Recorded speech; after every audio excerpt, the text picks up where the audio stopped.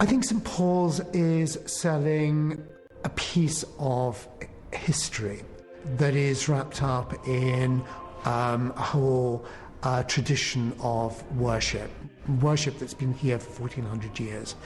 And I think it's quite unique. We're situated in what I think is the richest square mile in Europe, and it's a very interesting place to be as an institution that is trying to speak about faith.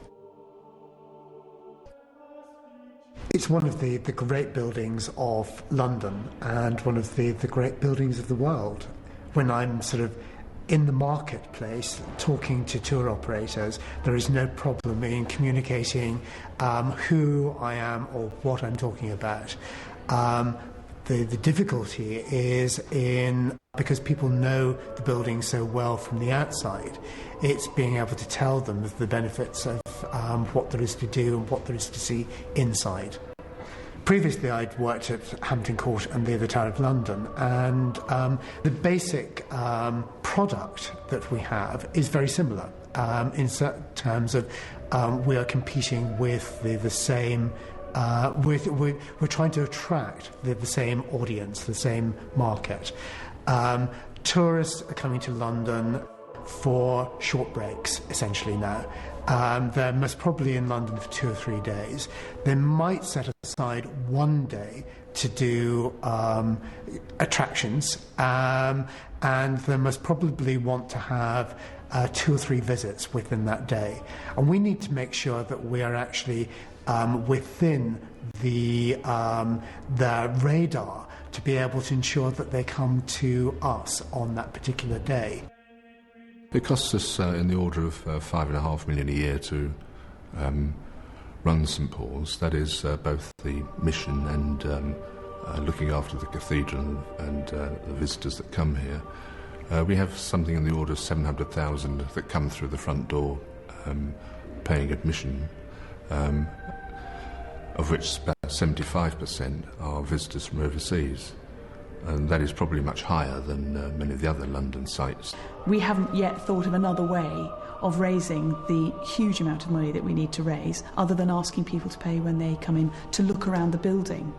But we're quite clear that we ask people to pay in between our services. So no one would ever have to pay to come to church. I mean, that would be completely ridiculous and against everything that we stand for. We look at our costs. We look at how we can manage and provide the best visit for people who come here, and we look at how we can contain those costs within a certain level, and then we try to keep well within what other people may call a market price for a visit to London.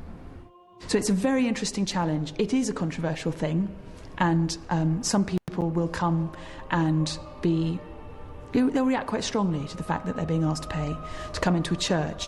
We have to address it, and we have to find a way through it which is consonant with our principles, so that we feel that we're doing the right thing. And at the moment, that is charging the tourists to look around the building. I mean, I'm not a business expert, but it seems to me that our business model is different from a company which is trying to increase its profits.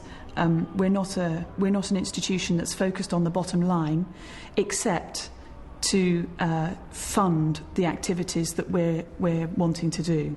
If you're in the city in a corporate bank or a corporate organisation, your prime role is generating wealth for the shareholders and all of those other parties, employees, suppliers, customers. Here we have a mission which is primarily to do with the future of religious activities. We are a charity, and whilst we have to ensure that we have sufficient funds to carry out our charitable purposes, we also want to be sure that we stay in business, inverted commas, for a very long time.